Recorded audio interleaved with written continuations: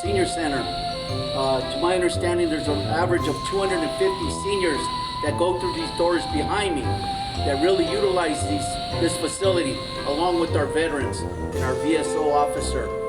However, there may be a little bit of displacement, but the staff has committed to modify, adapt, adjust to make this transition as painless as possible. So we appreciate the staff's hard work and their flexibility to continue to deliver services while we do this renovation behind me.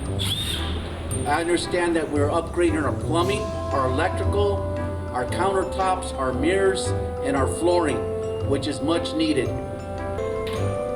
For me, the seniors are the pioneers, they're the backbone. So this is much needed and long overdue. So again, we appreciate everyone's cooperation, their support and flexibility as we try to upgrade this facility. And finally, a big shout out to the staff for your commitment to the seniors here and to the residents in this community.